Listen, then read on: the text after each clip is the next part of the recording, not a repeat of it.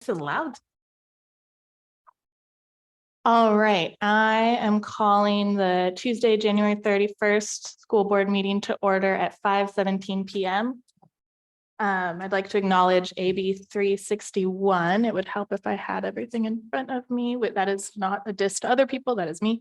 And now I would like to open up for comments from the public on closed session items. So if you'd like to put your name in the chat, if you have any comments specifically on our one closed session item, and seeing no public here, I don't think anyone will be making a comment in person.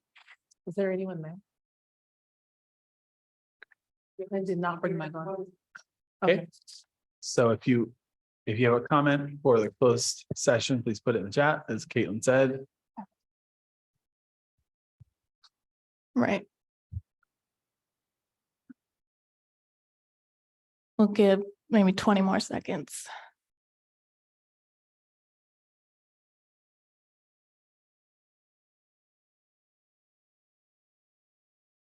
Oh, that's just our interpreter. Oh. Okay, There's another. We know that.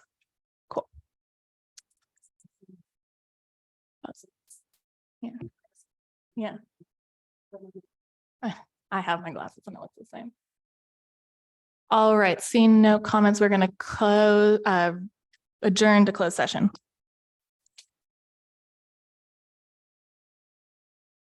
This meeting 6:03 p.m. And now I will have President Pond lead us in the Pledge of Allegiance.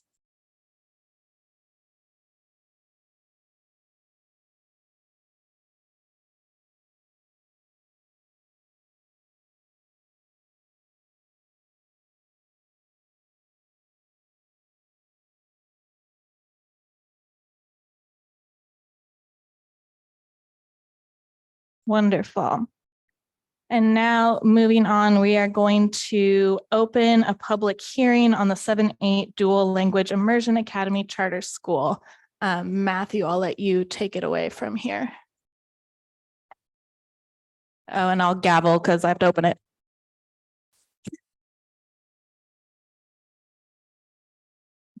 We do it very often.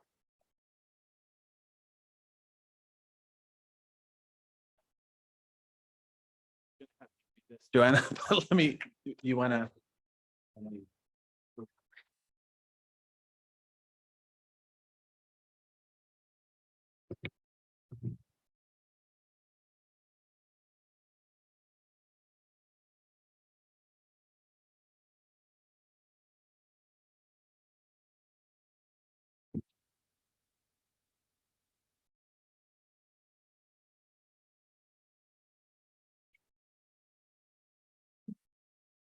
Great.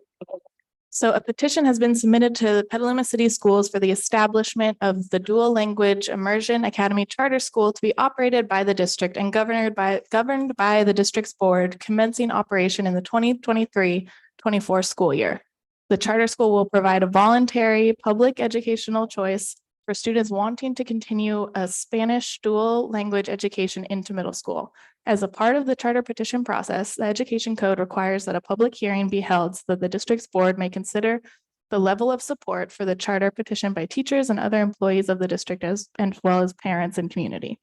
The public hearing is an information item only, and it is anticipated that the petition will be agendized for board action at one of the February 2023 meetings. So with that, We're gonna start a quick presentation. perfect, And then we will ask for public comment. perfect. Thank you.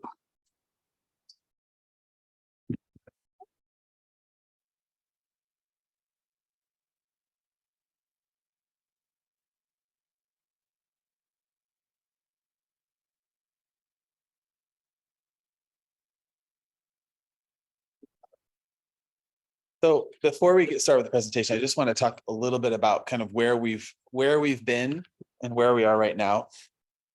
McDowell, as you all know, we've selected McDowell as and I'm going to kind of repeat some of the things that we did last time, and we're going to repeat it again at the next meeting, just so everyone, the public's kind of hearing this as well. We've last year we identified McDowell Elementary School as a candidate for a dual language immersion program. We started this year with our very first year with a kindergarten, first grade, and second grade program. We had substantial interest from parents in looking at what it could look like to have a 7th and 8th grade program. We know that Kenilworth has been where we've had some Spanish language classes at Kenilworth, and in lots of collaboration with some of our families from McDowell, some families from Loma Vista. We've done surveys, et cetera, and really identified a small middle school model that we want to have a dual language immersion program at, and looking to open up 7th grade for next year and 8th grade. So it's really the petition is coming from within for a dual language immersion charter. We're calling it dual language immersion academy charter petition that we would house, at least for now, at McDowell. You notice that the term McDowell is not in there because the location could change, just like PAX. PAX is a program where it's at McKinley right now. But it is one of our secondary. It would be a charter through the secondary schools. We have worked with our educational partners, with Petaluma Federation of Teachers, brought it up in the ERC. We've talked with the McDowell. We've been, Esmeralda and I both, and Ruth have been out to McDowell staff. We've gone out to Kenilworth staff, had lots of conversation around this. And so now we're sort of bringing this in a more formal way. This is a discussion. This is a public hearing. No formal action will be taken. But our goal kind of is to sort of hone in and narrow and hear from board members about any feedback. Also hear from the public around any feedback that they may have around the charter petition. So with that, we're going to get started. Esmeralda and I will take it from here. So these, the presentation that you're going to see tonight is just taking some components of the charter petition and just calling them out more explicitly. So the first is really, what is this charter about in terms of what our educational philosophy and mission is? So the mission of the DLI Academy: successfully engage students in a bilingual, biliterate, and bicultural learning environment. We want to prepare them to be lifelong learners and leaders who possess sociocultural competence for success in a global society. Our program goals are the dual language immersion goals: bilingualism and biliteracy, so fully developing those two languages, thinking, listening, speaking, reading, and writing, proficiency in both English and Spanish. Academic excellence, so meeting the rigor of the Common Core state standards, and being able to meet those and exceed them. And then the third is sociocultural competence. So this idea that students are developing positive attitudes and appreciation toward other world languages and culture in this global society, and also promoting their involvement in world issues. Who are we attempting to educate? So as Matthew said, we are looking at a comprehensive 7th and 8th grade program for a total of 128 students once we have 7th and 8th grade together there on campus. All of the students enrolled will participate in the DLI program, and these bullet points are a sampling of the courses that students would take. So you see those there. We've got ELA, SLA, history, social science, math, science, PE, and elective opportunities. Yep. And who are we attempting to educate? The dual language immersion model is such that we want to have that desirable ratio of 50% native English speakers to 50% native Spanish speakers.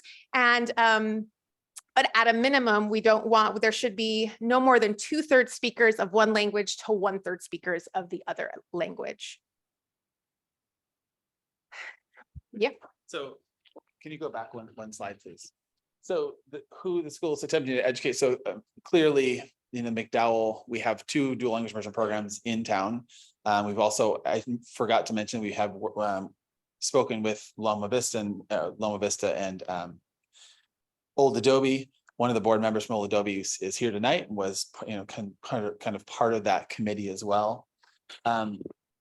When we say whom the school is attempting to educate as well, and the structure of the program, we've designed and wrote a charter back in, I was part of that 2015 Petaluma Accelerated Charter School at McKinley. This is a very similar model in that we're looking at a target, when we say 128, that would be maximum. So it's 2 classes of 64, 4 classes of 32, basically 2 7th grades, 2 8th grades. We would start with 2 7th grades. They would matriculate up into 8th grade. That would be fully fleshed out program. The 4 classrooms of 32, the maximum 32 would then do some electives together. They'd have a lot of overlap. The teachers would all partner together. That's kind of what the structure though would look like for McDowell. So when we look at the outcomes and who we want our students to be as an educated person in the 21st century going through this program, of course, as I mentioned, bilingual and biliterate, that sociocultural competence that students can really understand their own identity in the context of others' identity and what that is, that impact in the world, that they can respond to diversity through empathy, respect, understanding, and connection, respectfully express curiosity about the history and lived experiences of others, and exchanging those ideas and beliefs in an open way, that they can collaborate, they can interact information and ideas in both languages, that they've got a solid foundation in all of the content areas, that they're critical thinkers, that they can be productive, self-reliant, and collaborative, manage projects, all of those characteristics that we want in our students, and at the same time, building that into languages. So how learning best occurs. So we know that when we draw upon the assets of our students through multilingualism, multiculturalism, we can empower students to achieve their dreams, right? And respect differences. So this school is built on the belief that all students will rise to meet those rigorous academic expectations in English and Spanish if they're given that support and that guidance. This mix of native English speakers and native Spanish speakers, it builds this community that we help one another. We might be in Spanish language arts class. That might not be my native language, but my partner here, who's a native Spanish speaker, is going to whisper in my ear or support me. And so we have this lived shared experience where we're all sort of risk-taking and we can hold space for one another in that environment. So it's nurtured, learning is nurtured in a really safe, supportive, and culturally rich environment where students have the freedom to take those risks in both languages. So the kinds of experiences that we want to create at the DLI Academy are ones that really promote a communication-based instructional model. So kids will be learning history, social science in Spanish. They will be learning those content standards through Spanish, and we hold them to that high expectation. We're also looking at those world language standards so we can really prepare our middle school students, our 7th and 8th grade students to enter a grammar-based instructional model when they go into world languages in high school. We want that education for technology literacy, that they can go through inquiry, that they are full partners in their learning, and that we're assessing their learning both in Spanish and in English. And this is another sort of forward-thinking dream that we have for this program, is that we're actually providing them with some opportunities for global experiences where they can be immersed in authentic environments, allowing them to use Spanish. Maybe they go to Puerto Rico, maybe they go to Mexico, but there's this opportunity to really immerse them in other environments, global environments, to put those, like an 8th grade capstone. Our instructional design and curriculum, we will hold our students to the California Common Core State Standards, NGSS, Next Generation Science Standards, our ELD standards, all world language standards, all through the lens and principles of second language learning. We want to develop literacy in both languages. So in just a second, I'm going to show you a sample schedule, but it's really important to articulate what skills and standards that students are learning in English language arts and what they're doing in Spanish language arts. So those complement one another. And clearly identifying the language of instruction and time allocation. And so we want students to be prepared to enter high school with a command of vocabulary, with listening and speaking, reading and writing, that really allows them to enter that grammar-based instructional model at the high school level. So here's a sample of a schedule. This is a middle school 4x4 AB schedule. And so the yellow that you see there is the English time, and Spanish is in blue. And so we're striving for a 50-50 model. We want to stay within a 50-50. It could sort of shift perhaps to 40-60. It kind of depends on our staffing, but we're really going to be looking to hold to this type of model. And so on an A day, Students would be grouped with one teacher for core instruction for math and science and English language arts. There would be an opportunity for our English learners to receive that required mandate of English language development. Also an opportunity perhaps for study hall in both languages, depending on what the needs are of the students. B-Day would look like Spanish language arts. Again, students grouped for core instruction, history, social science, and Spanish. PE, as we do have mandated minutes at the middle school level, and then elective opportunities that we could conduct in Spanish. And then looking at what we want our students to attain at the end of this rigorous experience of learning in both languages. We have the state of California, of course, has the seal of biliteracy that's awarded in the senior year, but the state has also developed these pathway awards. So students at the end of 6th grade can receive a pathway award or bilingual attainment recognition. And then there is also a middle school component to that.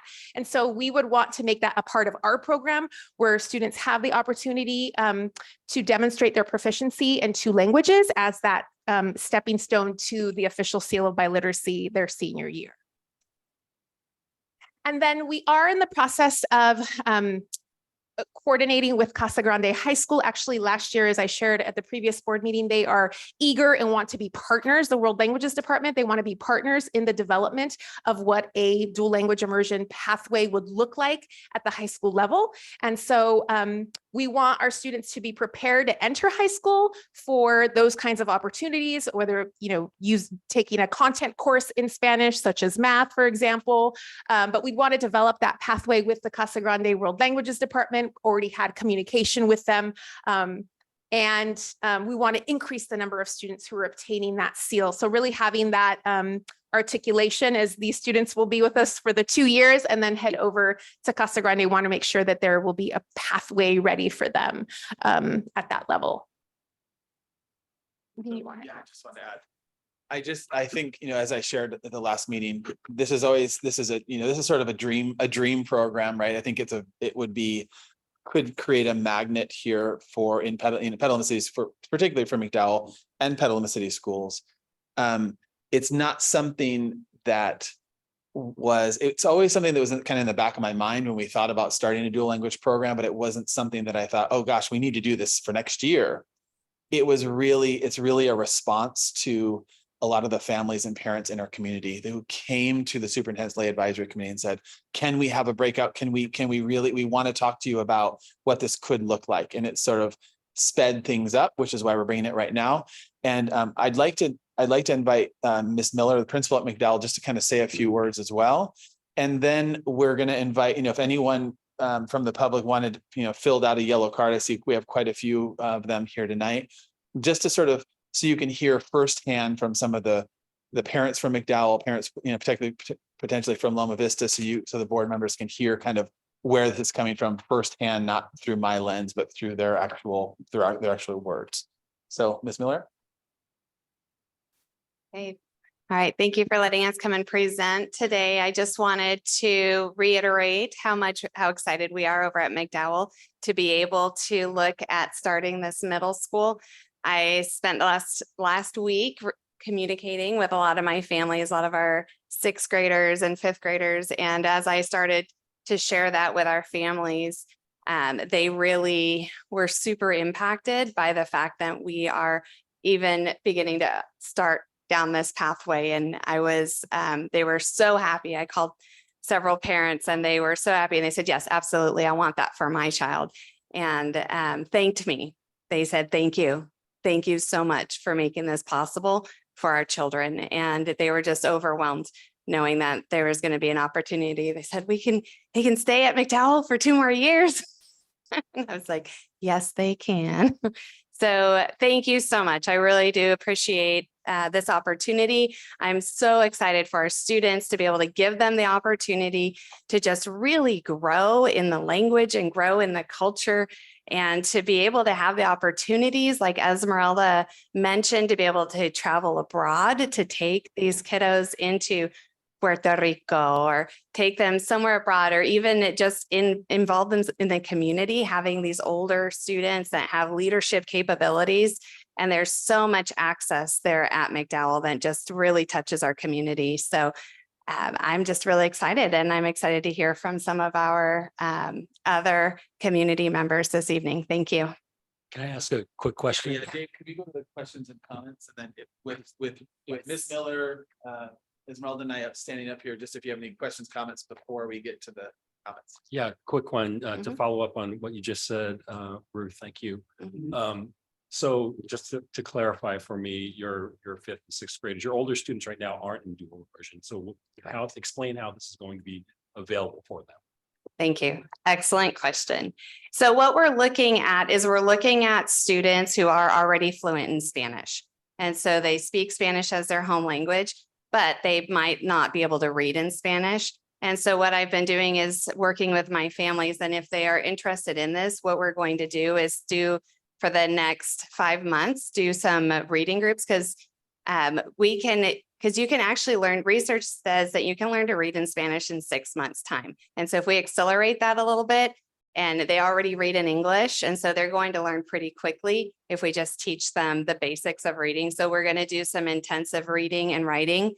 And then it's also open. We're going to be doing an assessment for any incoming student that speaks Spanish. And so we'll do an assessment if they can read and they can speak in Spanish. And then if they reach a certain level on the assessment, then they can come in. We're also talking about for summer school to provide an intensive Spanish summer school program, maybe 6 weeks, where they're going to come in and maybe they do speak some Spanish, but they need help on that. So we can really target their needs. So when we start the year next fall, they're going to be ready to go. Thank you for asking.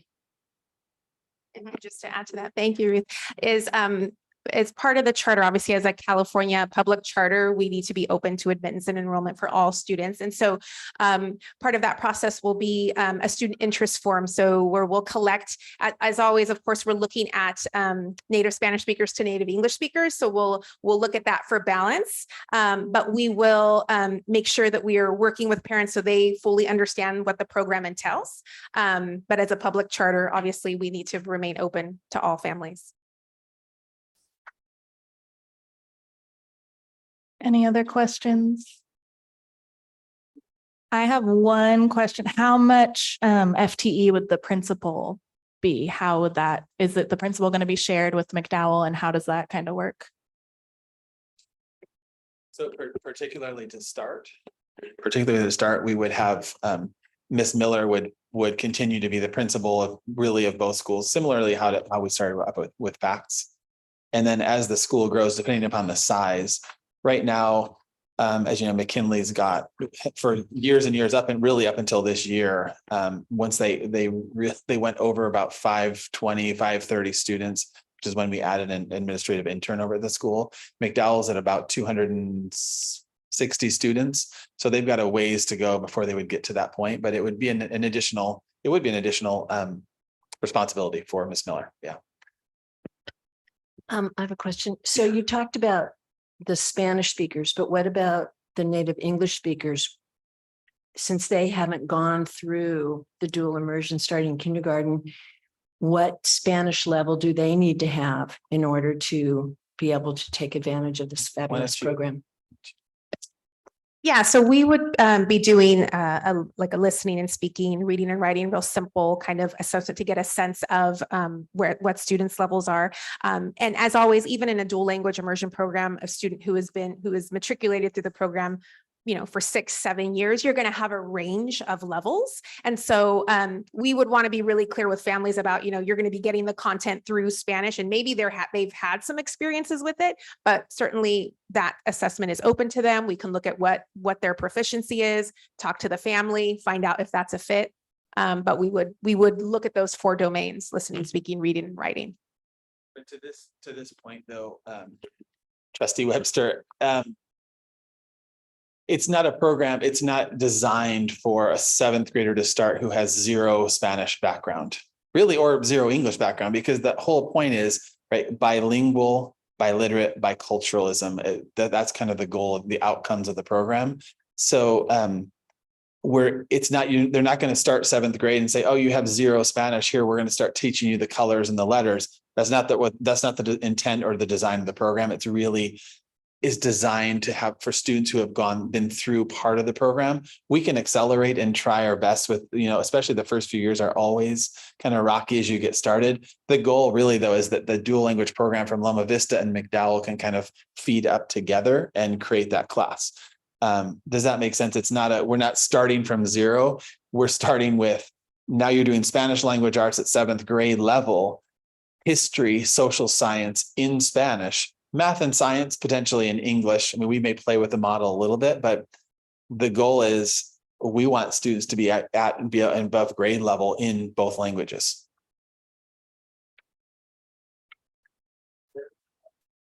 Is there any implications on, in high school, the A through G requirements, E is the foreign language? Is there any, a student who goes through this, gets a seal of biliteracy, could probably outperform 2 years of high school, a foreign language. Is there any impact on that or leg up for the student at all for A through G, for E specifically?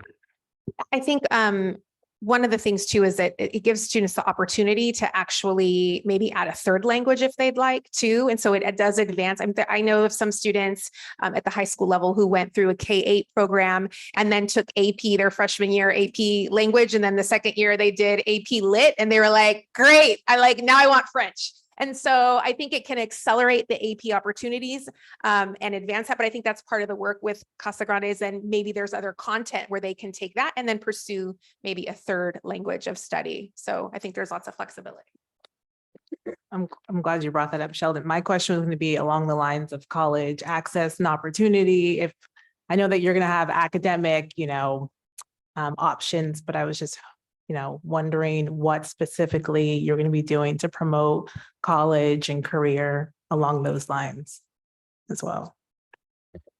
Yes, I think the program will definitely be about the college and career culture and making sure that students have access to understand how their bilingualism and their biliteracy and their sociocultural competence will impact them in terms of career or education opportunities for the future. So I think that's another, and that's good feedback for us in terms of stating that more explicitly within our charter petition, is that piece, beyond high school and infusing that mindset in the 7th and 8th grade. I also just want to add, when we look at our schools, demographics wise, and I've had conversations with each of you individually about this. McDowell is probably our least diverse school, with very high 98%, of our families identifying as Latino, Latina, and this program, even as from kindergarten, 1st, 2nd, that will eventually feed into 7th and 8th grade. It'll also, there's this natural diversity that happens especially when you're looking for, in an ideal classroom, half of your students are coming from a native English household where English is spoken and half are coming from Spanish. You're going to start to see that school diversify as well and become a little bit more representative of the neighborhood and a little bit more representative of the demographics in Petaluma as well. Any other questions for us? Alan or Julian, do you guys have any question? Okay. Cool. I think we will move on to public comment. Probably. So yeah, I was about to. So if you have a public comment, fill out a yellow sheet real quick and bring it on up here. If you're watching via Zoom, please put your name in the chat. Again, this is only for public comment on the public hearing about the Dual Immersion Academy. So while you all do that, I will read our little blurb. Under Government Code Section 54954.3A, members of the public have the right to address the governing board on any items of interest, providing it relates to the subject matter jurisdiction of the school district. While government code allows speakers to criticize the district's policies, procedures, programs, services, and/or employees, the district does have a policy specific to complaints against employees. Should comments from the public pertain to a specific district employee, the board requests that the complaint first be submitted in writing to the employee's immediate supervisor for investigation. If your comment is about something that is not on the agenda, it will be heard only during the public comment on non-agendized items, period. Once that part of the meeting is over, comments will only be taken on agenda items during the discussion of those items. The board values public comments, and although we cannot take action or discuss items not on the agenda, we listen carefully and appreciate input from the public. Public comments are subject to a 4-minute per person limit or 20-minute limit per subject matter. So I'm going to really quickly see how many. You can't type your question in. We need to, right? Please put your name in the chat if you would like to make a public comment via Zoom. And because I have 5 here. These, yeah. So I'll give a few more minutes. Let's see. So I might need to divide time. Or might be we a little could short. keep the chat open while the in-person, and then we. can Great, the let's chat. do the in-person comments first, but I think I have to limit the time to 3 based on the number of comments we have. So can I have Molly Padilla up first?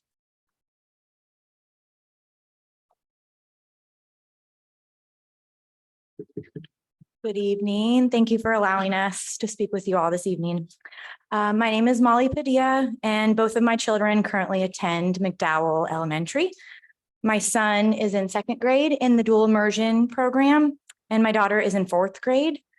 This year is our first year at McDowell and in the district. Previously, both my children were enrolled in the dual immersion program, another dual immersion program in the county.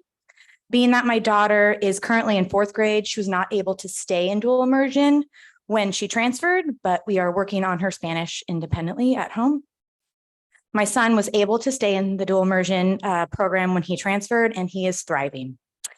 If McDowell adds a dual immersion middle school program, my daughter will be able to go back into dual immersion, and she will be able to continue on the pathway to achieve her seal of biliteracy upon graduation.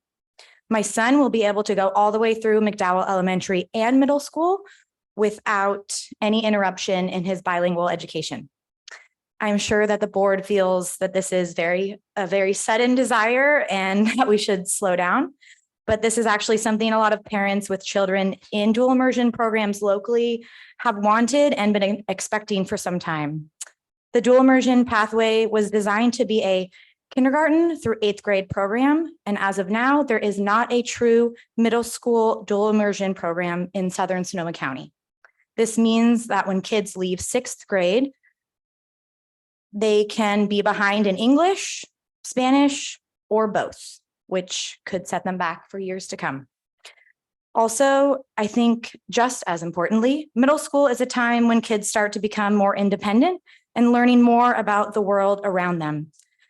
And dual immersion is not just about biliteracy and bilingualism, it is also about biculturalism. At this time in our society, I believe that learning how other people live is invaluable. I am so excited for my children to learn about their father's culture, but also about traditions from other Spanish-speaking countries. We could not be more pleased and excited about our kids' experience so far. Only being in this district for 6 months, we already feel very supported and included in this community, and we look forward to what is to come. Thank you for your time. Thank you, Molly. Can I have Mackenzie Anderson up next?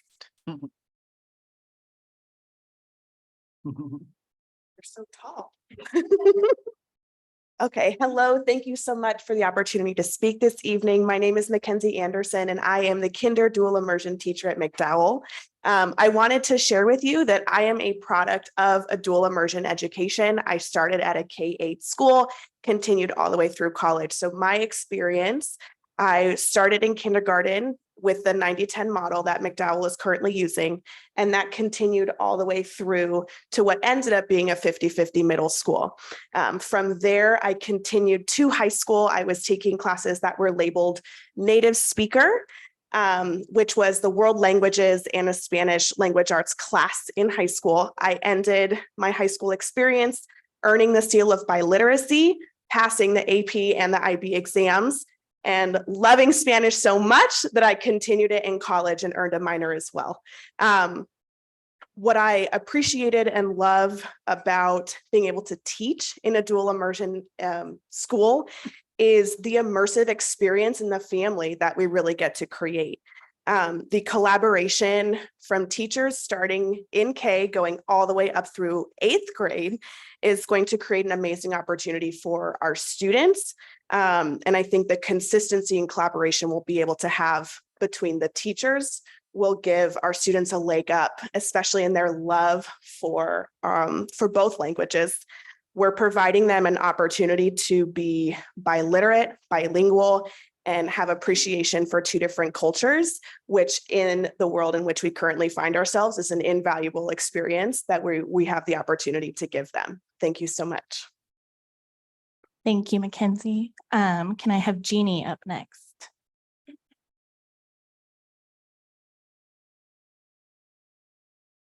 Hi, good evening. So you guys know me wearing a lot of different hats. One you probably do not know is that before coming to Petaluma City Schools, I taught at one of the first DI K-8 schools in Northern California, Cali called Mecca, which was an amazing experience. And I would have stayed there if I hadn't hated the commute so much. I taught third grade and I had a great opportunity there to really understand how the program works, watching kids come in. They started transitioning into English in third grade, and then seeing them continue through eighth grade. The cohesiveness of that program is integral to its success. And that happens in a program where teachers across all grades are able to communicate. They all have a common understanding of the program and how it works, what makes it succeed, understanding the different kinds of needs that students in those programs would have, as opposed to kids that go through a regular traditional K-6 school and then go on to middle school for language classes. There are very specific needs and strengths that students in a DI program have. And that program, in order to really serve their needs to be designed to fit their needs.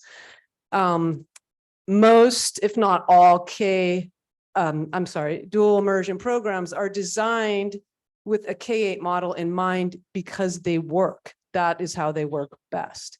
So I'm very excited about the DI program that has come to McDowell, and have had a great time helping support some of that in addition to some of the other things I do at McDowell. And I would just implore you, first, I'd like to congratulate you on making it happen. I think it's been very successful, but also implore you to, if you're going to do it right. And please add a 7th and 8th grade. Thank you, Jeannie. Can I have Kelly Wood up next?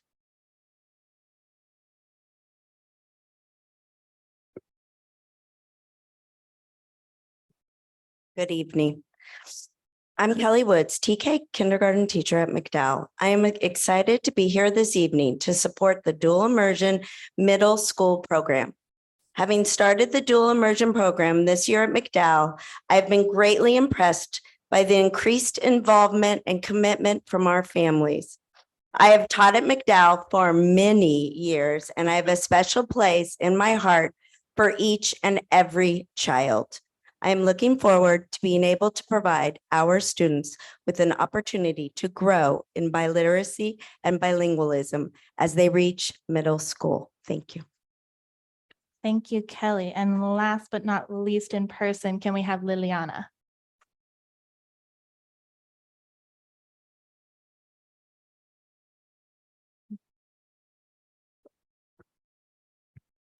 Liliana, you drop, yeah. Sorry, I'm quite the mess. Okay,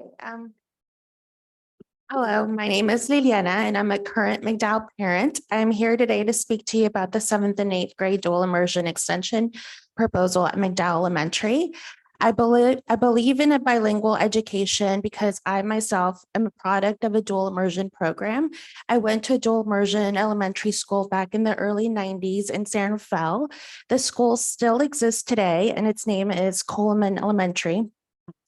Growing up, it was nice to go to a school where I was being taught not only both languages, English and Spanish, but also engaging in both cultures, the American and Latino culture. We would celebrate Thanksgiving Day and also Dia de los Muertos. For school performances, we learned how to sing California Dreamin' by the Mamas and the Papas, and also Los Colores, a famous Spanish folkloric song. Excuse me. I can list thousands of reasons why having a bilingual dual immersion junior high extension program is important for our school district to have.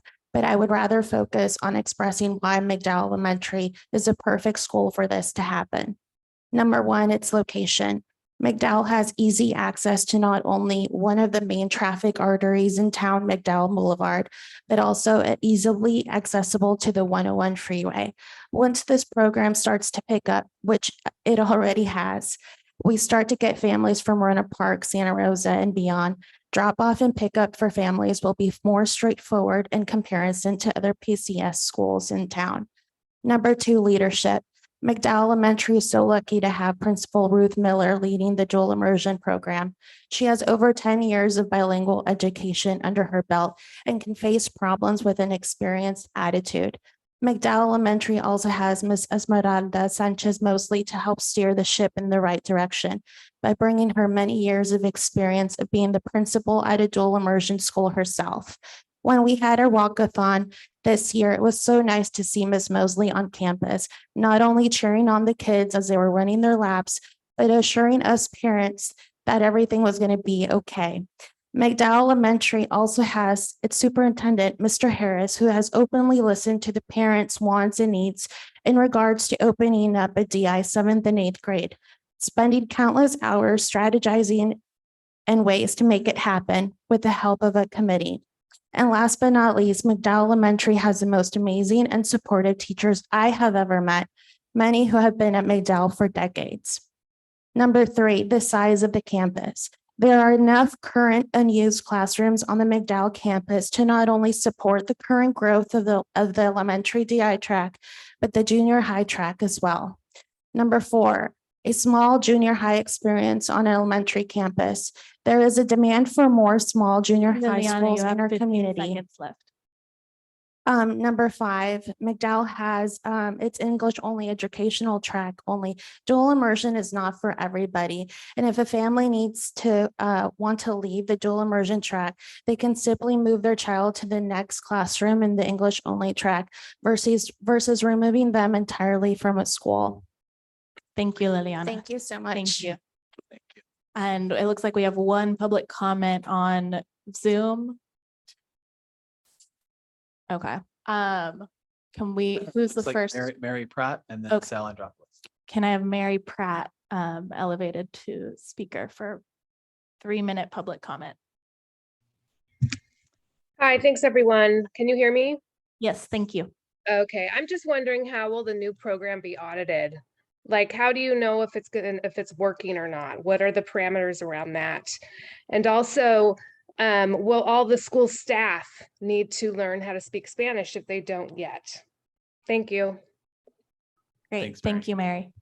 And then can we elevate Sal for our last public comment of the evening? Progress. Hello. We can hear you. Okay, thanks.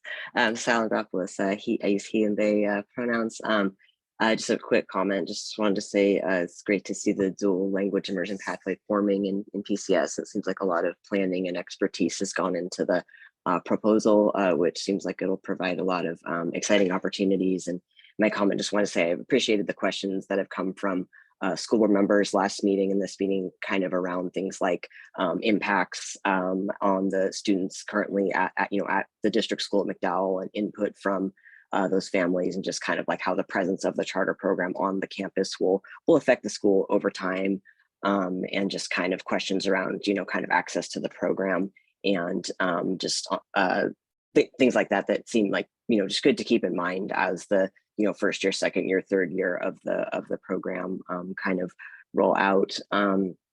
I think that it was good to hear earlier this evening that around the kind of the possibility of sixth graders entering into the program, that it sounds like there'll be sort of multiple sort of avenues other than I guess a single test to sort of assess kind of folks entering into the program. So I think it seems like there are many options being looked at in terms of hopefully optimizing sort of equitable access to the program.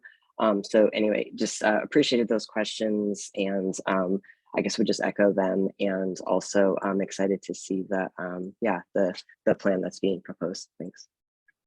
Thank you, Sal. Great. Thank you, Sal. Thank you, everybody, for your comments. Do I have any other comments or questions from my fellow board members before we close this public hearing?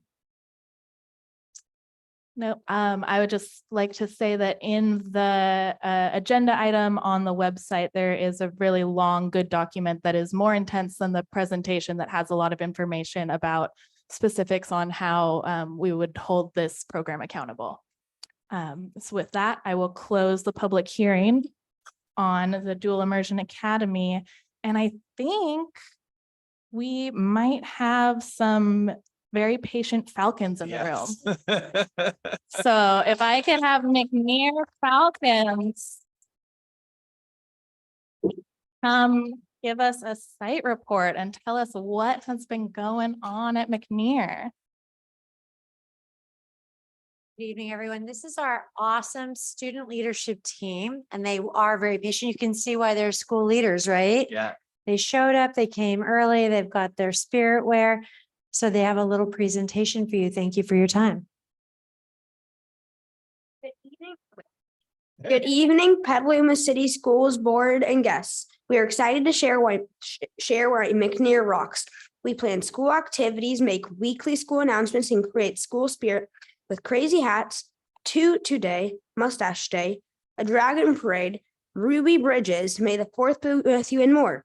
We have fun and working together alongside Miss Becker, Miss Nancy, and PTA. We're sure student leadership will help us in junior high and high school. McNair has 2 librarians, Miss Donnie and our new baby school pet, Gogo the turtle. We will have Read Across America Day with milk, cookies, guest readers, and a book exchange. We instill a love of reading by helping everyone have books they love to read each week and a cool place to hang out and read them. We just received a $15,000 grant from the Petaluma Education Foundation for new books. McNair is focused on our authentic learning through play. We build and explore beautifully equipped and masked in makers' rooms. We all have a voice and we do not give up. Yesterday we worked on 100 marshmallows and toothpicks on building a challenge. We are learning to become innovative thinkers. In our garden, we discover where our food comes from. We make salads, plant seeds, we eat popcorn and salads we grow, and learn about life cycles. We also explore our bird habitat and interact with our surroundings. We love performing arts, music, band, and art. Our next play is Peter Pan with a cast of 90. Our costume set designs and directions are top notch. We make sure everyone is included. McNair allows us to be ourselves and take risks with a lot of support. Disco Friday are one of the ways that we celebrate our hard work. 6th grade students are DJs and they spin tunes while students play and dance through bubbles. Call Me Maybe and Never Gonna Give You Up by Rick Astley are our 2 favorite songs right now. Our school partners with outside community groups to strengthen our environmental science and maker programs. Our PTA raised money to hire an environmental literacy specialist who teaches us to be stewards of our school and the world. We enjoy working in our nature habitat and watershed to discover the wild and plant life on our campus. Did we mention Bat Night? We have 5 different species of bats at McNair, and we even have bat boxes. McNair makes learning meaningful and fun. We know it is okay to make mistakes in a safe place. It's a place that nurtures us to grow into our best selves. Go Falcons!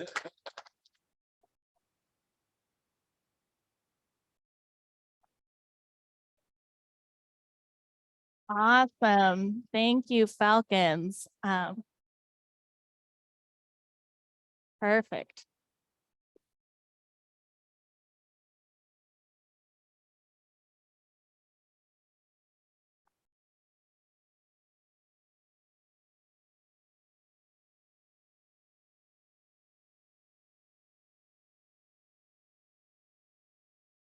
Check 1, 2. Check 1, 2.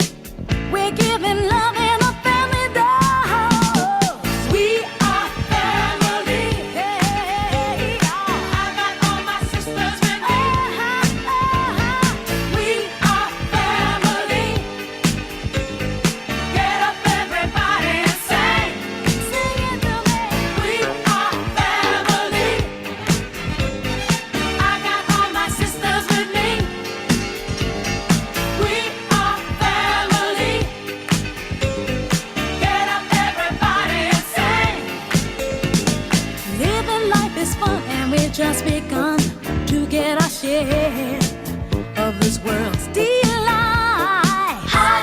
High hopes we have for the future and our goals in sight. We know we don't get depressed. Here's what we call our golden rule. Have faith in you and the things you do. You won't go wrong. Oh no, this is our family jewel.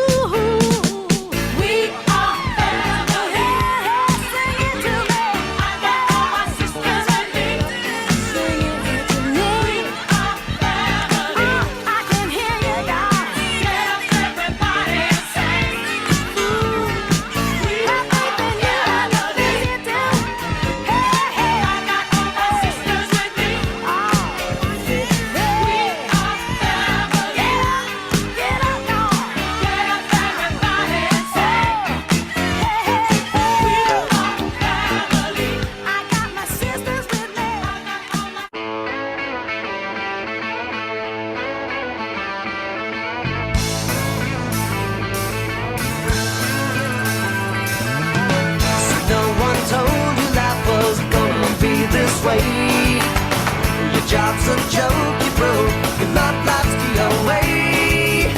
It's like you're always stuck in second gear, when it hasn't been your day, your week, your month, or even your year. But I'll be there for you when the rain starts to fall. I'll be here, student leadership.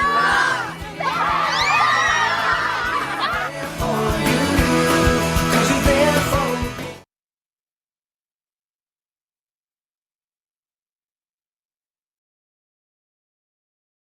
Amazing, amazing video, amazing presentation. Yeah, thank you, McNair Falcons. Yes, please, let's come up to the board, come up this way. We'll have Miss Fideji take a picture. Yes, let's get the whole McNair crew.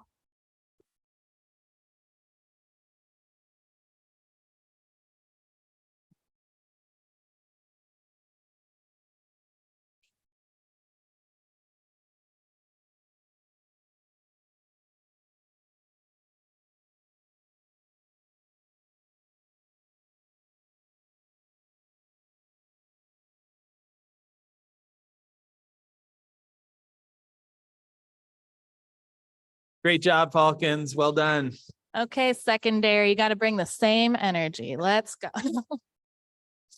So we will start with Kenilworth Junior High Students of the Month. And Sheldon, can I ask you to hand out the awards? They're over by my table.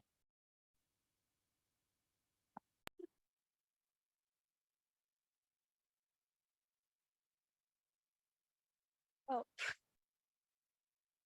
Kenilworth Junior, do I start? Kenilworth Junior High School is proud to introduce our January Student of the Month, Emma Weinzinger.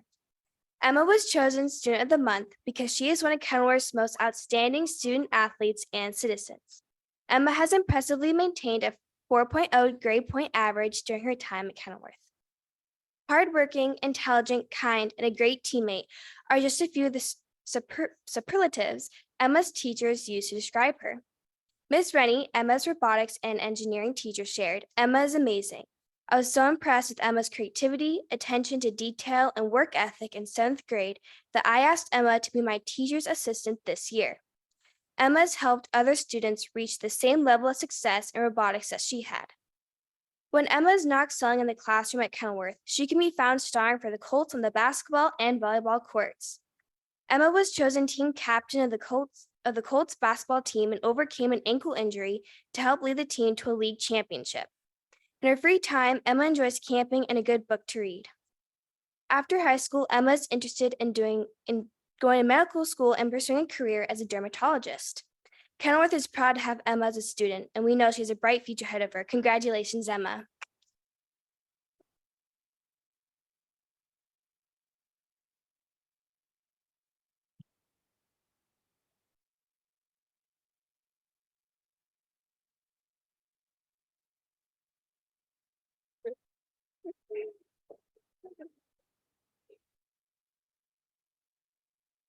Oh yeah, can we have Emma's family and friends stand up so we can clap for you too?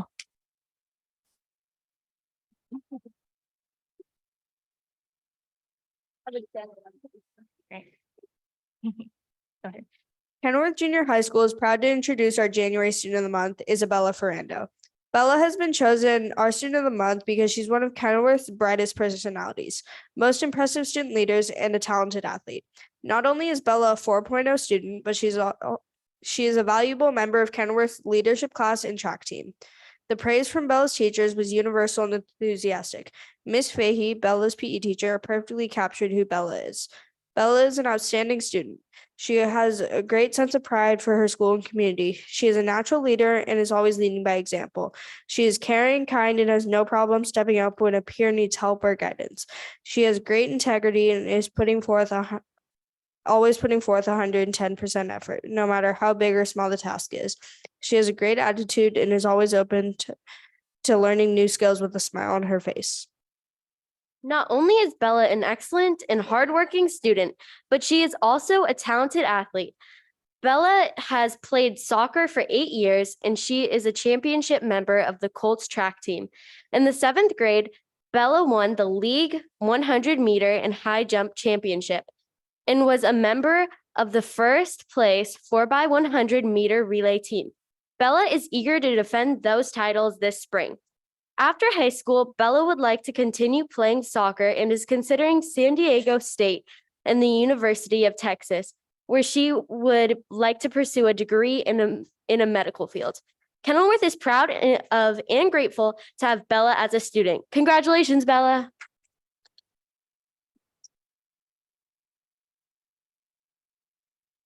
Awesome. So while they take a photo, can I have Bella's family and friends stand up? Okay.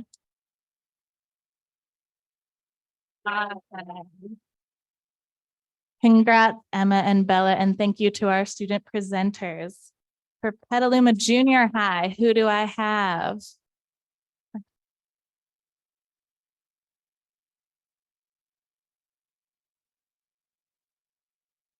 Go for it whenever you're ready. All right. Hi, my name is Stella Napoli. I am ASB president of Petaluma Junior High, and I'm proud to present our Students of the Month, starting with Alyssa Smith.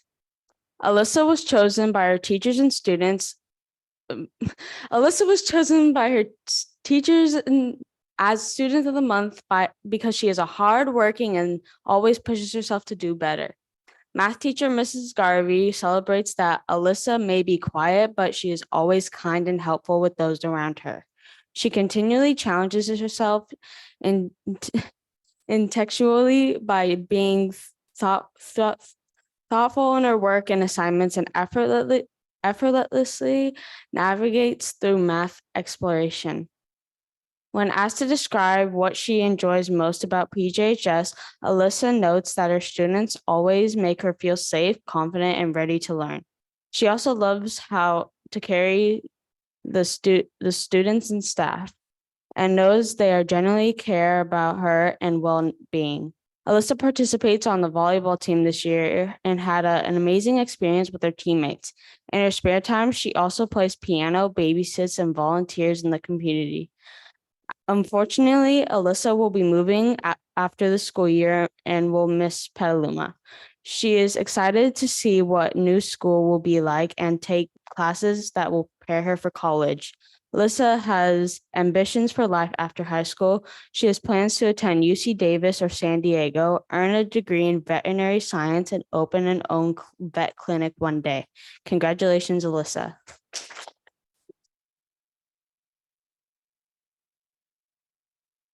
And do I have any of Alyssa's family or friends here? Awesome. All right, next we have Wyatt Dunn. Wyatt was chosen by his teachers and students of the month for Students of the Month because he is always focused, respectful, engaged, and works well with everybody. PE teacher Mr. Tucker celebrates that Wyatt gives 100% to everything he does and is a role model for his peers around him. He is friendly, genuine, and his work ethic is outstanding. When asked to describe what he enjoys most about PJHS, Wyatt highlights that he really enjoys the new elective conditioning for athletes and being able to hang out and take classes with all his friends. Wyatt is proud to celebrate on the wrestling team at PJHS and just being in beginning his 8th grade season, which should be a successful one. Once Wyatt enters high school at Petaluma High, he is looking forward to the opportunity to play football and compete in wrestling, and also participate in FFA, which seems to be a bit of a family thing at PHS. After high school, he plans to go to college in the hopes of having a career in engineering. Congratulations, Wyatt.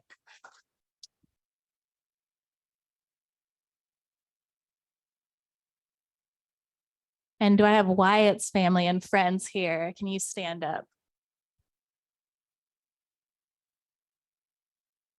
Awesome. Congratulations, Alyssa and Wyatt. And thank you, Stella, for reading that out for us. Next up, do I have the big house in the house? Is Casa Grande here? Yes.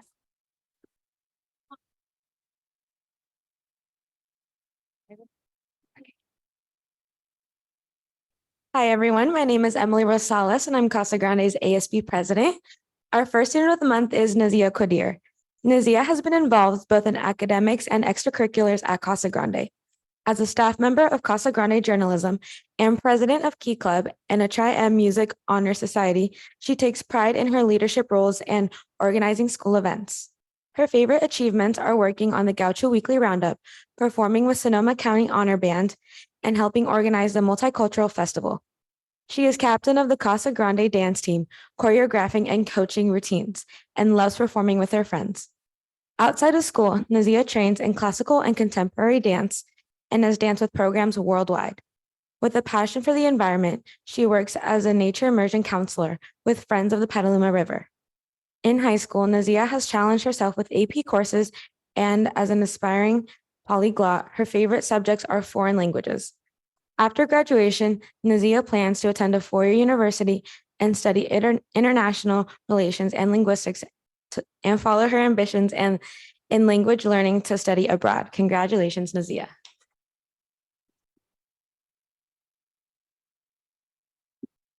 Congratulations, Nazia. Do we have Nazia's family and friends in the audience? Can you all stand up so we can?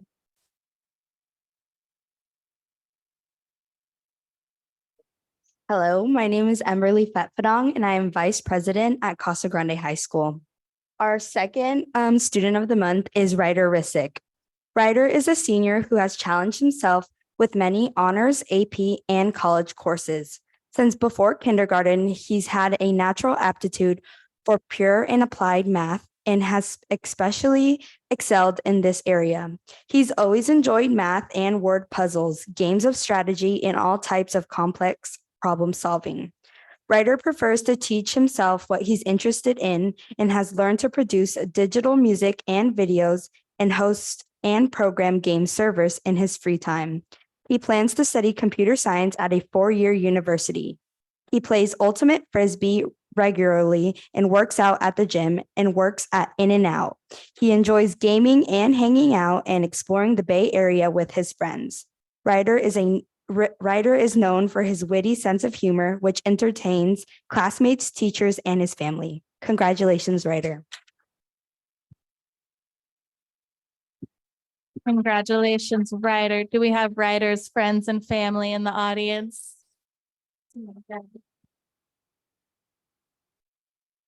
Congratulations, Nazia and Ryder, and thank you to our Casa Grande leadership team for reading that out. And last but certainly not least, can I have Petaluma High up here?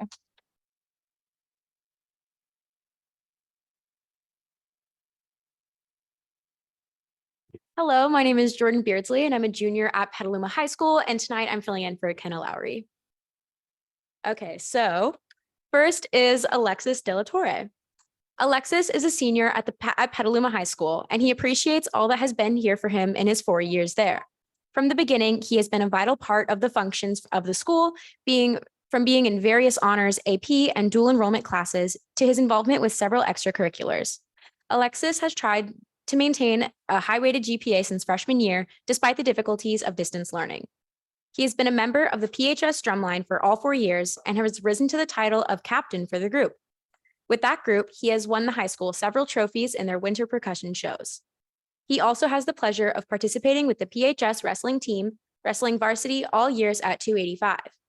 Despite being injured his senior season, Alexis has still made the effort of showing up for his team, including helping new wrestlers at Petaluma Junior High School.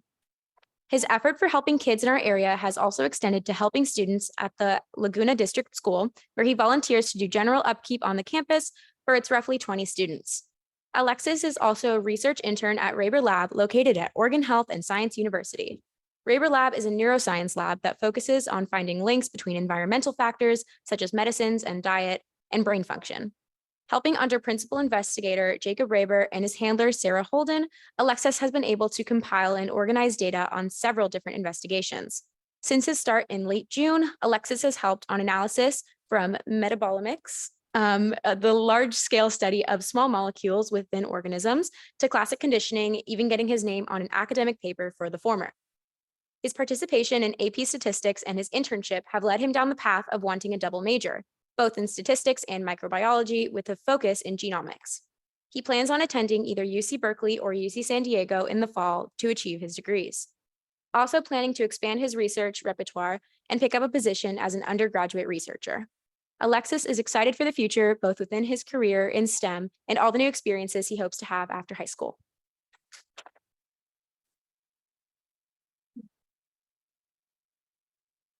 Congratulations, Alexis. I have Alexis's friends and family in the audience. Can you stand?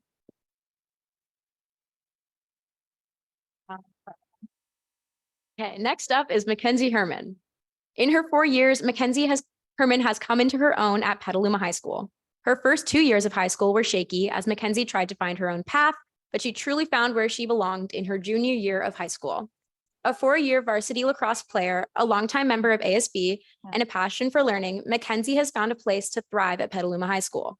She's the senior class vice president and an outreach captain this year in ASB, with her focus on highlighting groups on campus that do not often receive recognition. She is also a leader on the lacrosse field as one of 3 4-year varsity girls lacrosse athletes. Mackenzie has an inherent drive to learn and takes pride in her schoolwork. She takes challenging APs and JEC courses at any opportunity and thrives there. Outside of school, a large portion of Mackenzie's time is spent reading or playing lacrosse. Her love of reading was rekindled in her second year of high school and has yet to be extinguished.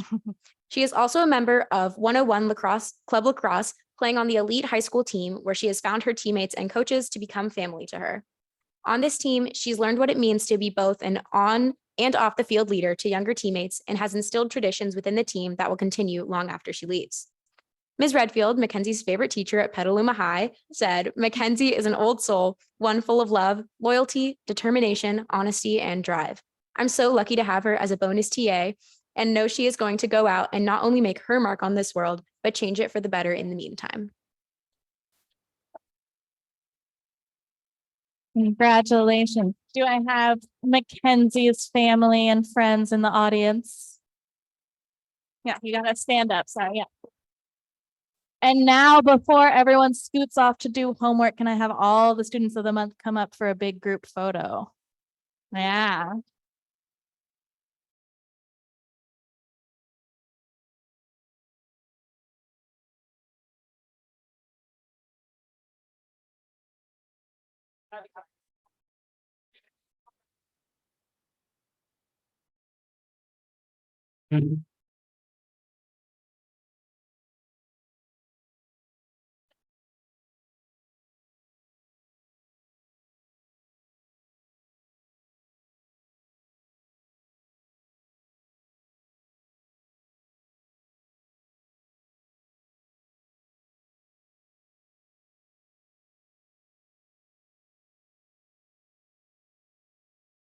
And now we're going to adjourn for a 3-minute break so students can go home and do homework and extracurriculars and all that fun stuff. Really. I now call this meeting back to order at 7:18 p.m. And so we will move on to comments from the public on non-agendized items. I have one yellow sheet in front of me. If anyone wants to put their name into the chat. Well, I have to read the thing again, huh? Okay. The existing rules about public comment still stand, people. So please put your first and last name into the chat if you'd like to make a comment on non-agendized items. While we wait for that, I will call Eric Smith on up to, I was like, where'd he go? On up to speak.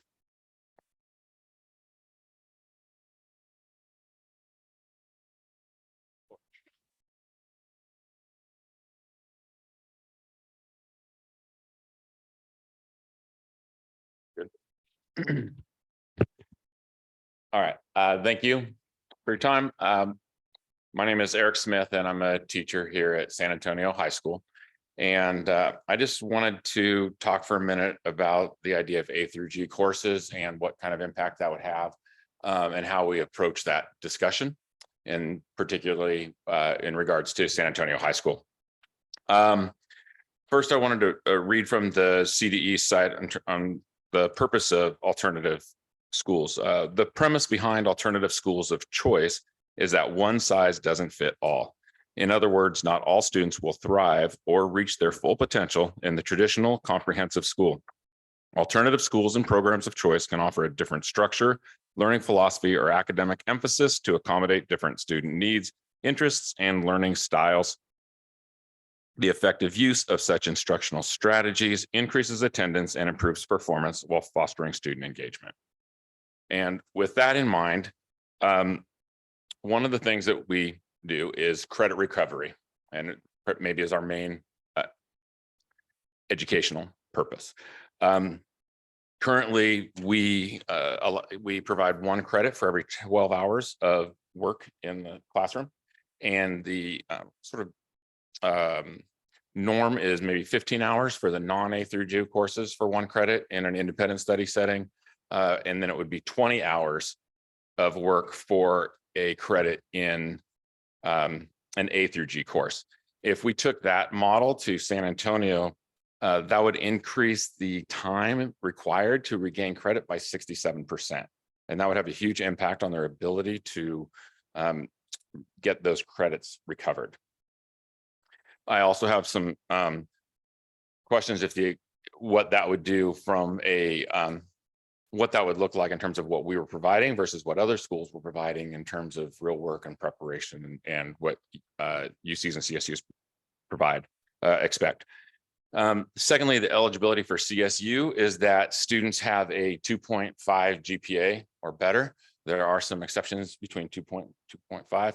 We currently, I don't want to get like too in depth into statistics, but we currently have one student who has a 2.5 in their core courses.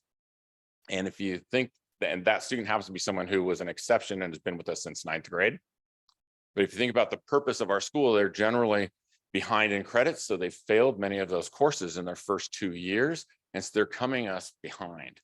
So to then change that on them, we've basically recognized that those students need an alternative setting, and we've moved them over to our site for that purpose, to then say, now we want to put that barrier back in front of you when we've offered you a different path is something I'd question.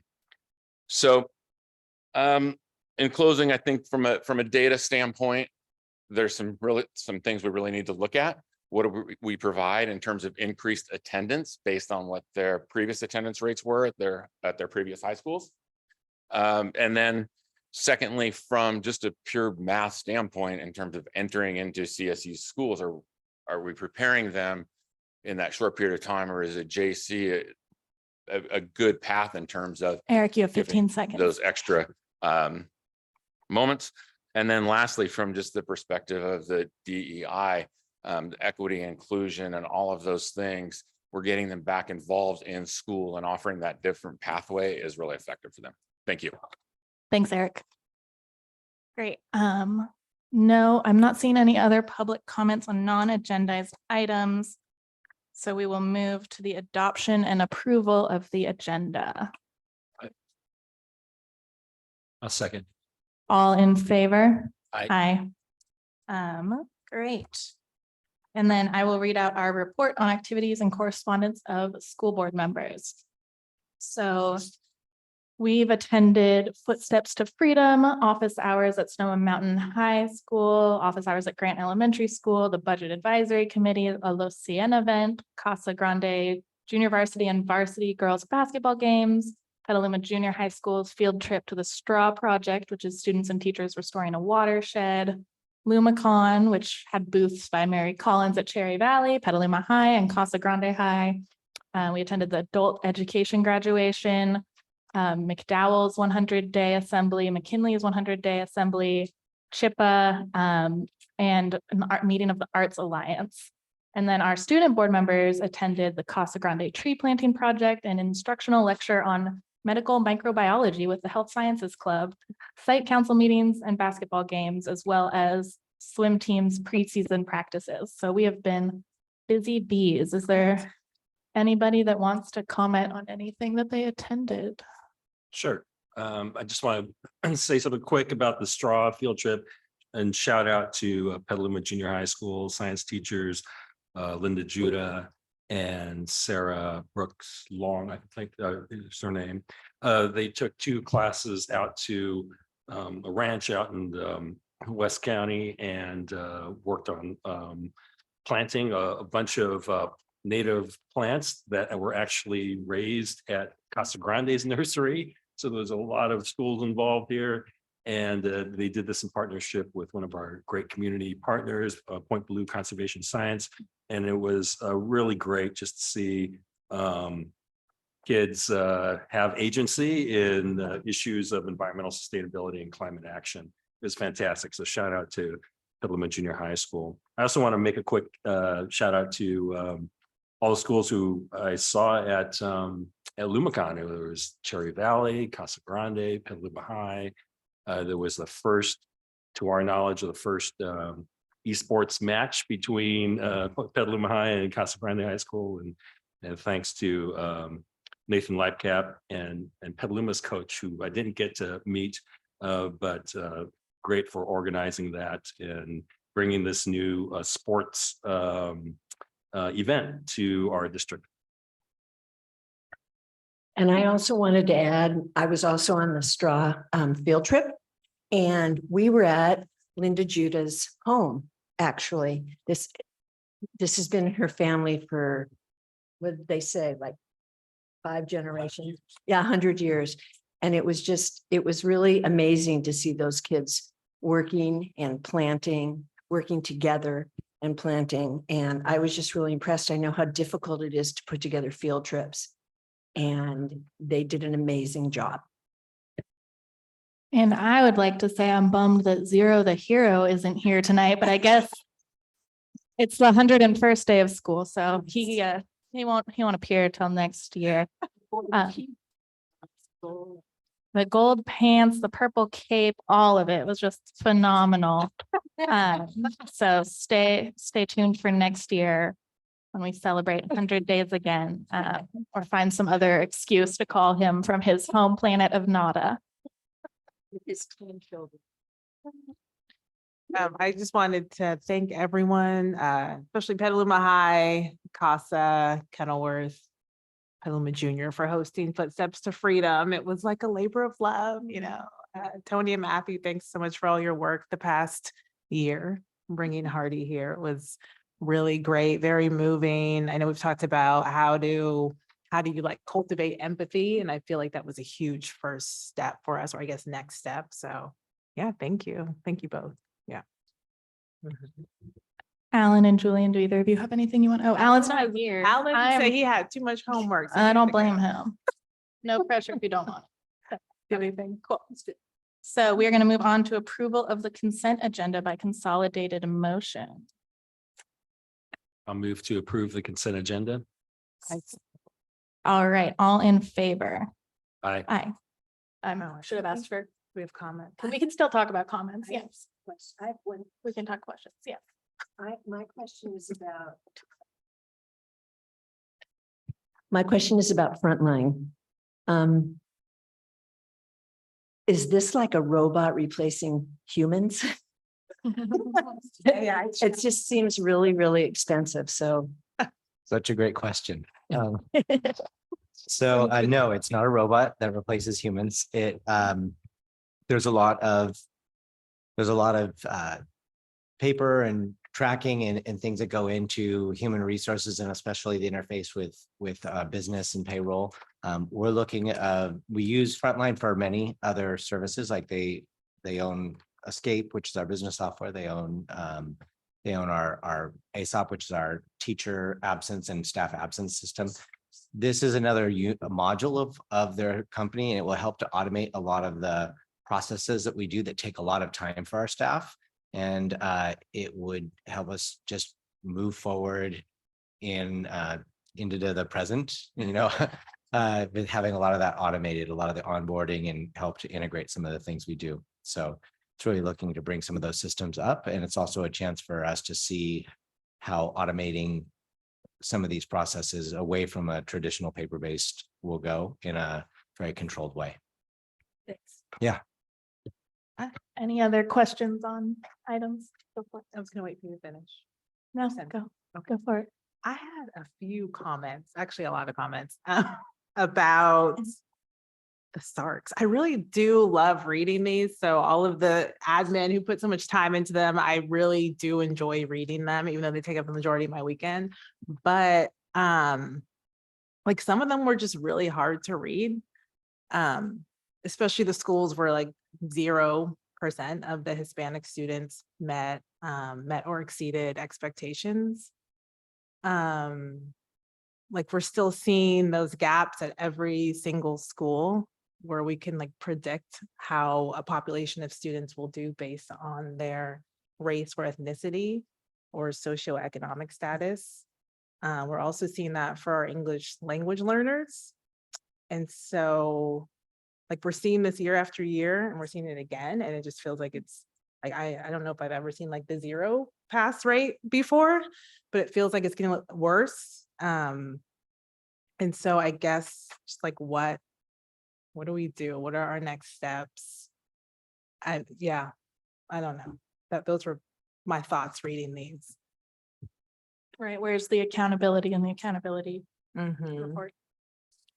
So, I mean, the big questions.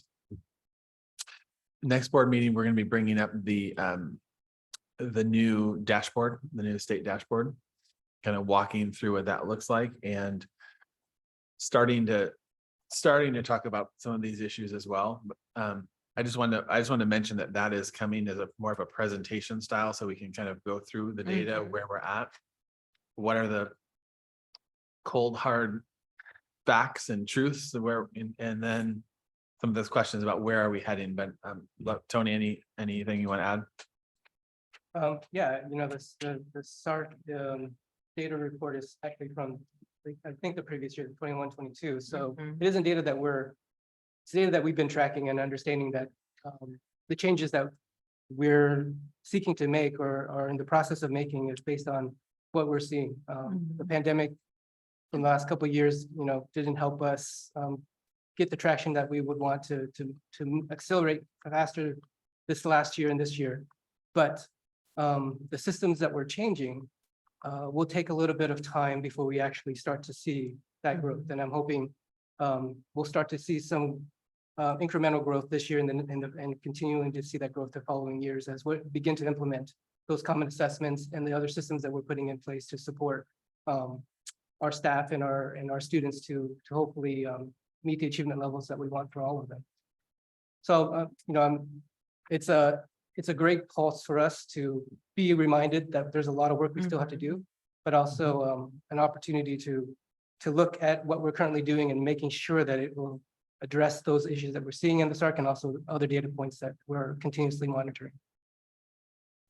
And I just wonder, do we need, I know curriculum is so expensive, but it's do we need to change the curriculum to engage students more? I wish Eric was still here at San Antonio. I love that they do have diverse books. However, I'm seeing only 10% of the kids are meeting or exceeding standards in science. And they only have a Spanish for heritage speakers. That school is also 61% male, 61% Hispanic. So we're seeing again, why do we have so many of our Latino boys at that school and not the other, where Julian is at Sonoma Mountain or Carpe Diem? Kenilworth, the ELL students, 0% of them passed the science as well. So I don't know if we need to I'm glad that we're gonna be talking about that because I feel like we need to look at some more concrete things, I don't know, really change some things up because I texted you after reading one of them and I was like, this is really hard. I think I emailed you. I'm like, this is just really heartbreaking. It was just hard to read and just know that we have these kids, parents are entrusting their kids to us.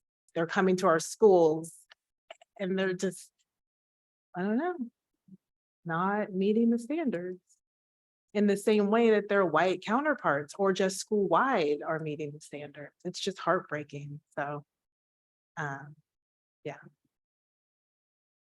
Are these SARC reports, I know we have to publish them somewhere. Are they on the school websites, each individual school websites? They should be on every single school's website as well as the district website.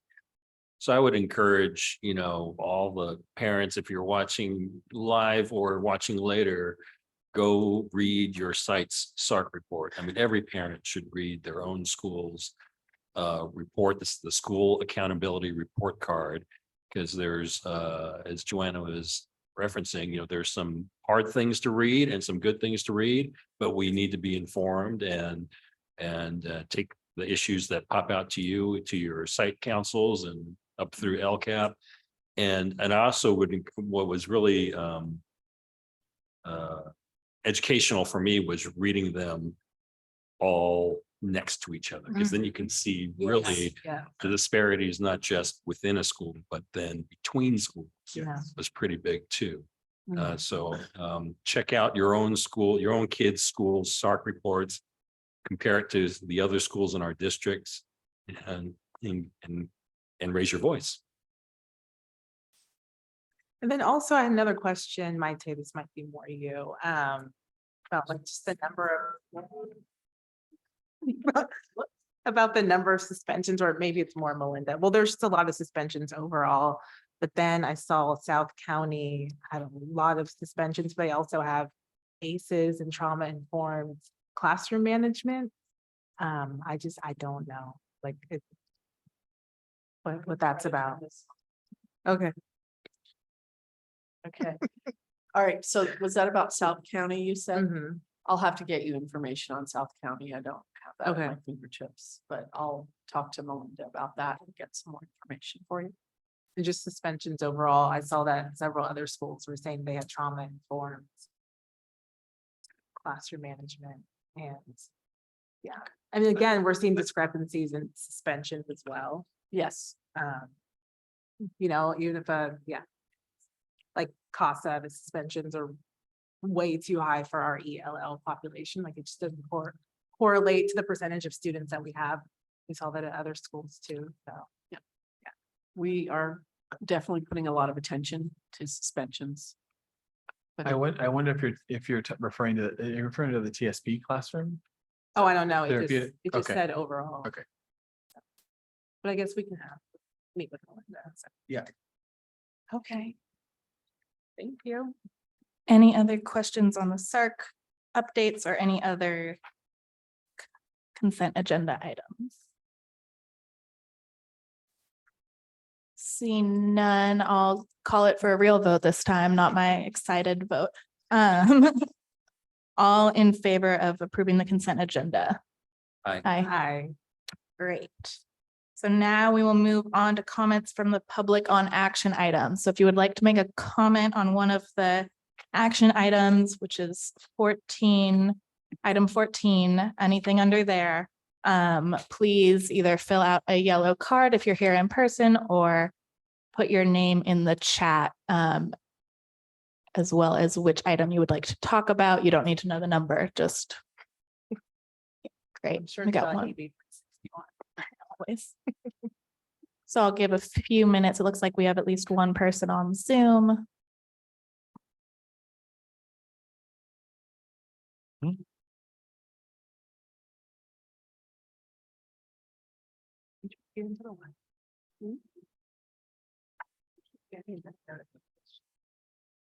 All right, you can still put your name in the chat for another minute or two, but Dave, if you could promote Jeff up to speaker.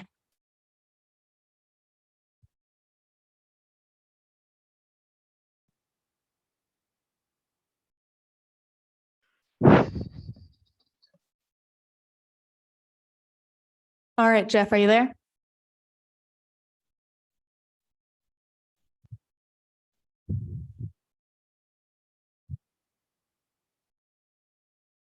Okay, Jeff, we'll give you a few more seconds. Hello? Okay, there we go. Hey, Jeff, go for it. You have 4 minutes. All right, I got 4 minutes. All right, hold up. So what I got so we should add tank buses. All right. Stop feeding children mystery meat. What item are you speaking about, Jeff? I'm just talking about what we should. I think we're gonna have to cut you off, Jeff.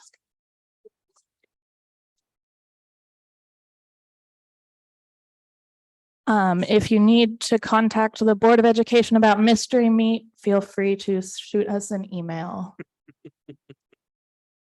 All right, seeing no other public comments on action items, we will move on to those action items.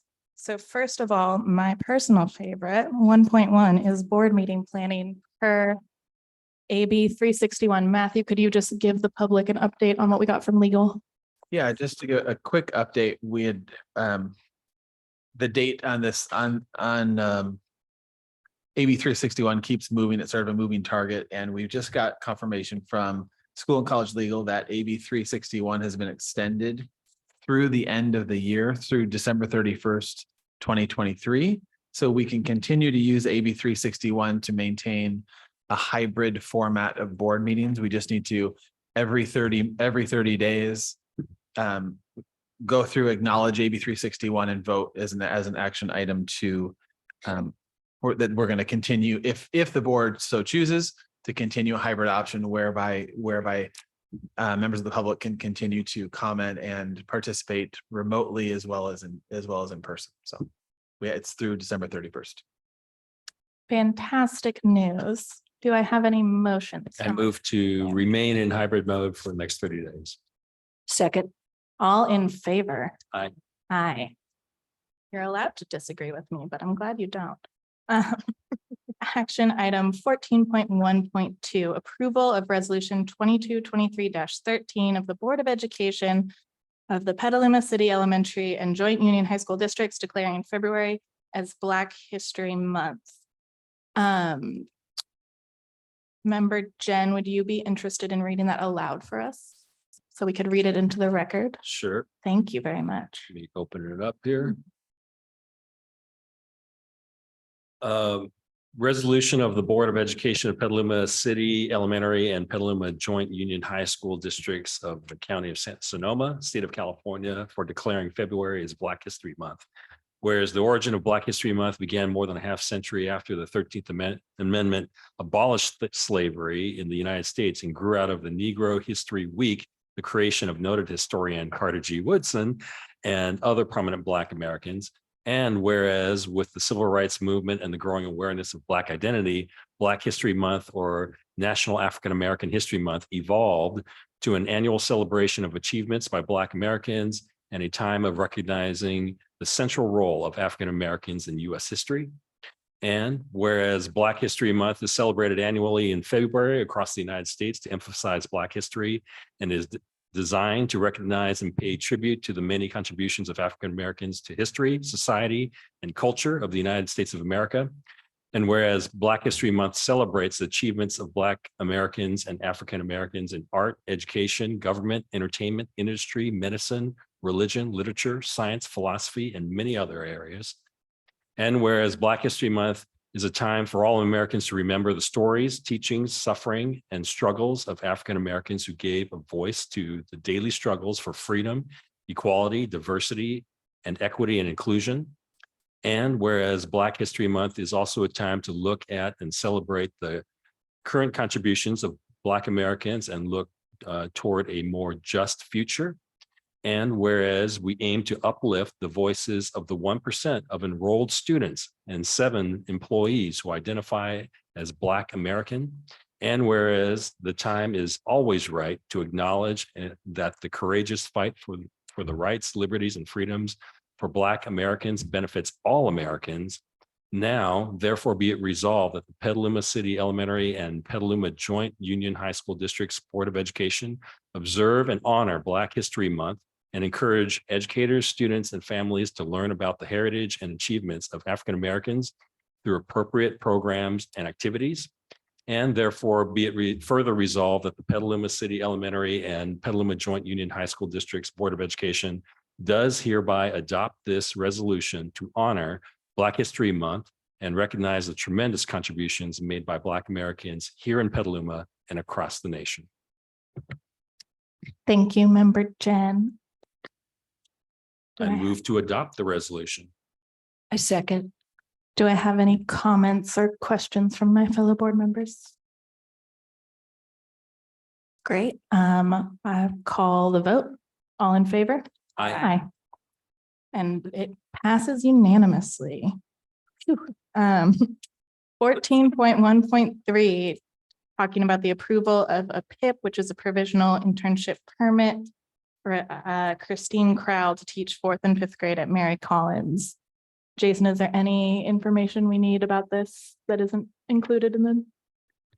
No, I think explains it pretty well. Thank you. Great.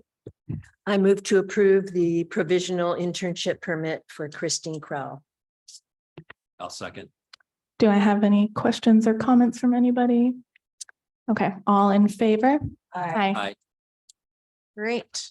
Nothing in business services and one item in education services. This is about the data sharing and services agreement between our district and the Foundation for California Community Colleges. Tony, can you tell us a little bit about what and why? Sure.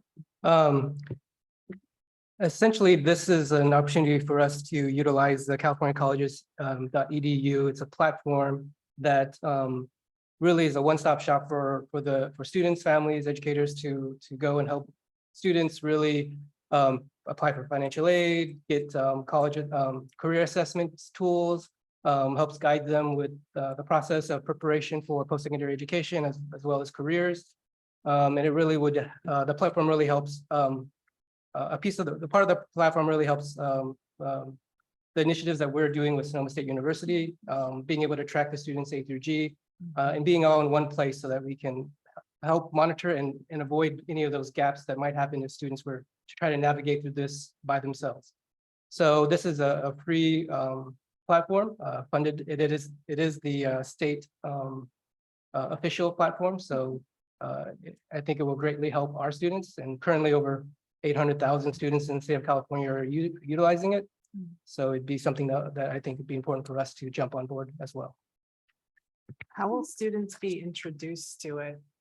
So once we become official partners, then we'll go through the process of training, training our counselors, training our school admin, and then go through the steps of begin to introduce the students as early as 6th grade, and helping them utilize the platform and just making it a part of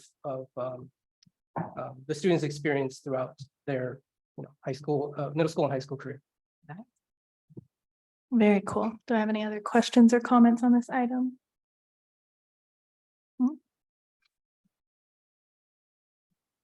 I move to, right, yeah, we don't have a motion, do we? No. Okay, I move to approve the data sharing and services agreement between Petaluma Joint Union High School and the Foundation for California Community Colleges. A second. Great. I have a motion and a second. All in favor? Aye. Carries unanimously again. Wow. And nothing from student services on this time. So now we'll move on to comments from the public on discussion and information items only. So if you have public comment on discussion and information items, not mystery meat, you are welcome to put your name in the chat, and I will give you 4 minutes to talk about one of our discussion or information items.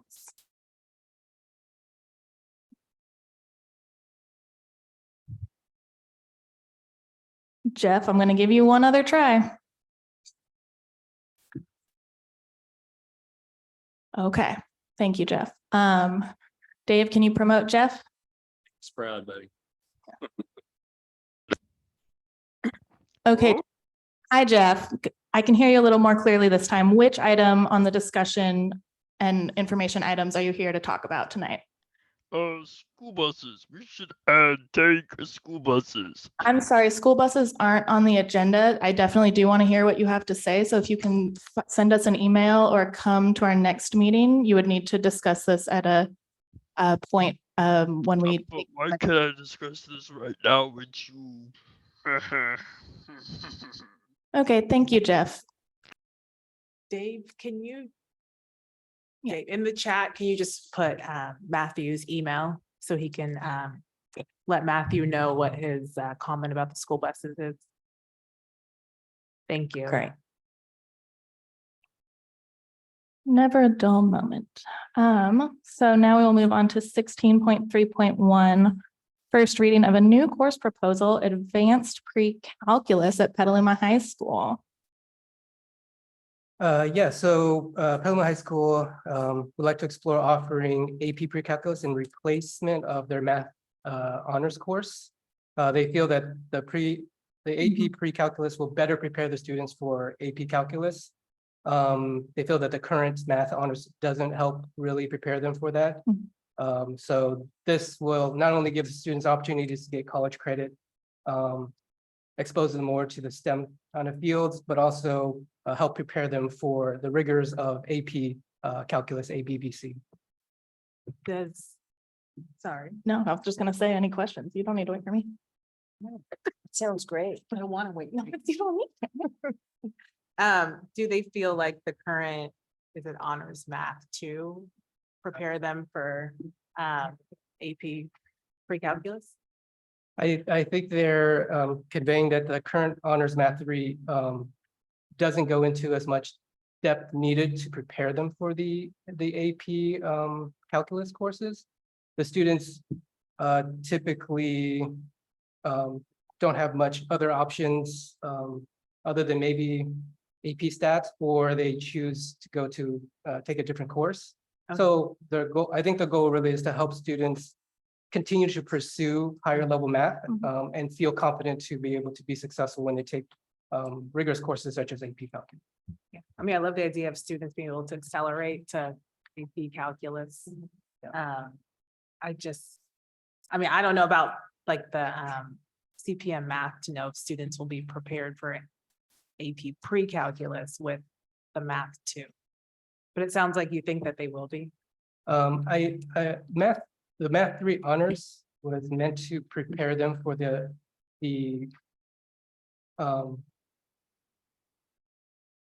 I think it was meant to prepare them for higher level math. What I'm from the conversations I've had, it seems it just doesn't allow them to do that. And plus, students don't get the like opportunity to take honors or to take get college credit. And I think they're feeling that you know, other students may opt not to take that and take a class at SRJC where they may get that college credit, and seeing where the students are going after Math 3 honors. They're feeling that if they could offer AP pre-calc, that would give them the students better opportunities to prepare them, but also keep them enrolled at PHS as opposed to maybe exploring the community college courses. Any other questions? Well, since it's just an information item, we will move on. Student services. Maite, can you tell us about board policy 5113? So we have many families who are asking if visits to college can be excused absences. Our other districts in the area are offering that. There are events that don't always line up with our vacation days. So we're offering 2 days of excused absences to allow for families to visit colleges. Since we want to promote them going to college, they should go see them. So we're hoping that this is agreeable to the board. Yeah, it sounds downright logical to me. Any other comments or questions? Thank you. Great, awesome. And then we'll move on to 4.2, which is immunization requirements and exclusions, which may be scaring people. So Maite, can you tell us what that is? Probably the most explosive item on this Yes. agenda that you're all going to be hearing about. We're going to explain why you're going to probably get some emails about this. Yes, we just wanted to provide you with an opportunity to hear about it. So I do have a couple of slides I want to share with you because it will be something that we will be, oops, hold on, sorry. What's that? Come on, okay. We will be hearing about this. So California, this is not something that Petaluma City Schools made up. It's California law that all students must be immunized to attend school. Can I also say, this has nothing to do with COVID. Nothing to do with COVID. These are your childhood immunizations, polio, DPT, mumps and rubella, all of the standard vaccinations, immunizations that children receive over the course of their early lives. So, and you must be immunized to attend school. And there have been some changes to this law and they become a little more strict. The state has, there are 10 immunizations that students need to enter public school. These have not changed in years. So it's the same set of immunizations that have been required for years and years. And the exclusions are California, not Petaluma City Schools. Exactly. I did want to give you a little bit of information on the journey that we've been on. School districts are behind in tracking their immunizations as a result of COVID primarily. Parents weren't taking their children to get immunized. We weren't really going into doctors' offices for a couple of years. So we have given, over the course of the last year, we've given lots of space and lots of time and provided some clinics. We partnered with the health district. We partnered with the Petaluma Health Center and offered a Saturday day. We offered an evening event to make sure that parents had opportunities to catch up. When we started the school year in August, we had over 1,600 students that were missing immunizations or that records that had been not necessarily cataloged. So we are now down to 390. So we've taken a huge chunk out of that. Of the ones that we have to report to the county, we have 767 students who at the beginning of the year were lacking immunizations, and we're now down to 124. And that's between TK first, second, seventh, and eighth.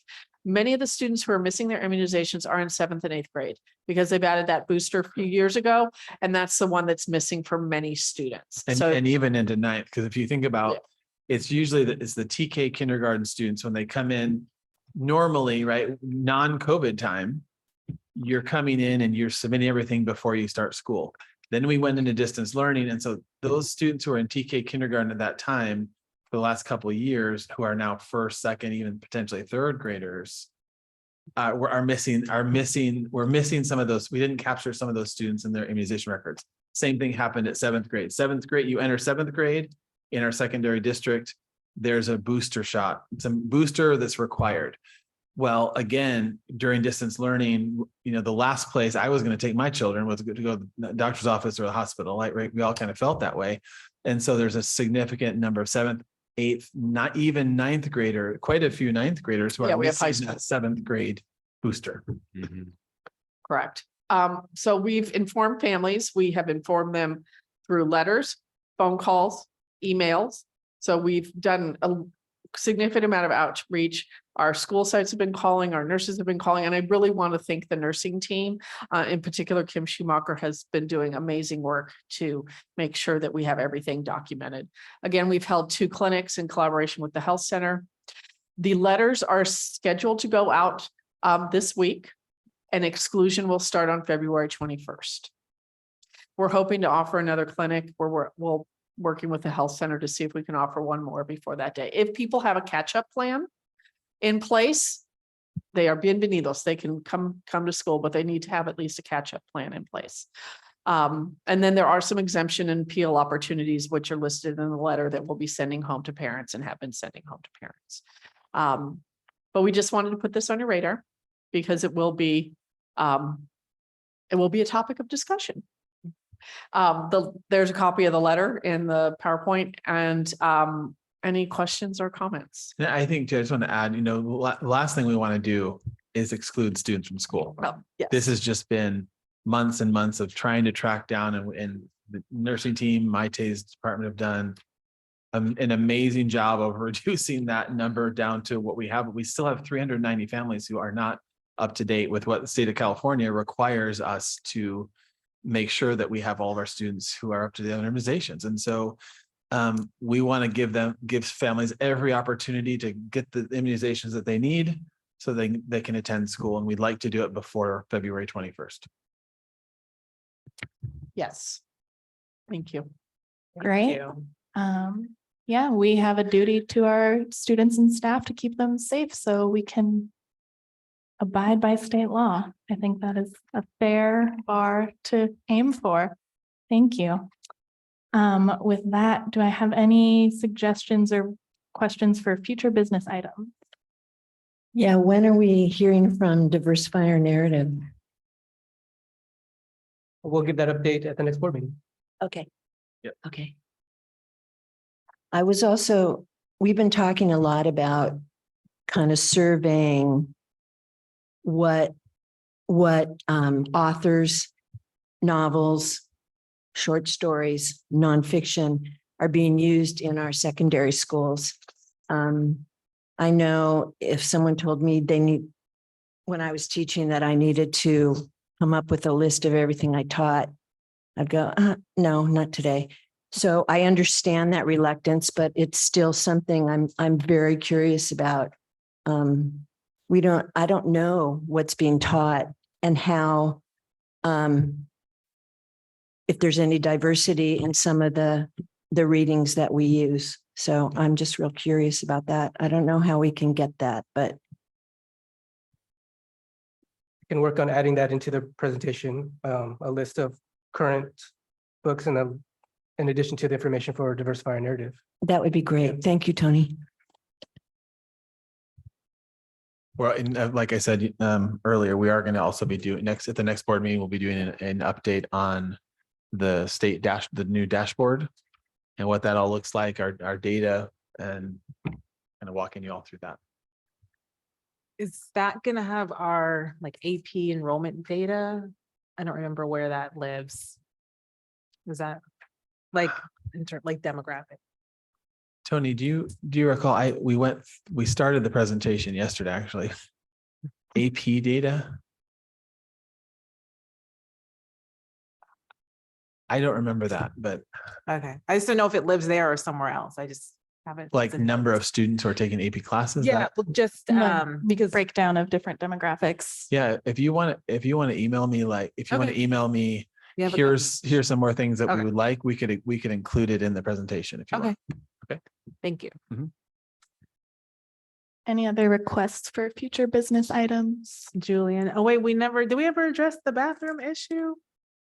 What Julian had? Remind me. Couple- Right. Right, Julian. I remember that. Yeah. Like, not Did- back to me, I don't think. Not back to me, I don't think. I mean, Like the extra credit for going to the bathroom. Oh, Like, do we have a bathroom policy across sites or Mhm. districts? we have, no, we will, we'll dig a little bit deeper on that one. Okay. Thank you. And Thank then you. like just along those lines, just because we're talking about policies and things, I know like over the years, I know Maddie's mentioned, Caitlin's mentioned for years as well. Like looking at our handbooks Mhm. and seeing like what the different policies are on like quote gang wear and dress codes and it'd just be great if we could like get aligned on those and take out some of like, the racially charged language in the handbooks before they go out again in the before orientation. Yeah. Yeah. And if it's uniform across sites, principals can just send angry parents to us. Yeah, That's and we fine. started that process, but we can bring it up to. We're currently looking at discipline, Mm-hmm. which some of that language is in our discipline policy. So that I'm working on that now. It'll be a little bit of time before I'm able Yeah. to bring that forward, but yes, But I'm talking more specifically to dress code. I believe that it's in that same board policy that I'm looking at. Okay, Okay. yeah, it won't be at the next board meeting, but Maybe in March or a April. future meeting, yeah. Because I saw in some of the reports as well, like there was some talk as well about dress code and gang related attire and things like that. But just in like one of them, but not in the other ones. I didn't know if like, I don't know. Some of the high schools are looking at their dress code policy to make them more less charged and Yeah. more gender more Neutral. favorable to gender fluidity and not Mhm. have, so they are looking at them, and our board policy needs to be aligned with that as well. So that's another piece that needs to be looked at as well. Great. Thank you. Great. Any other items? If not, we have nothing to report. No action was taken during closed session, so I will adjourn the meeting at 8:04 PM.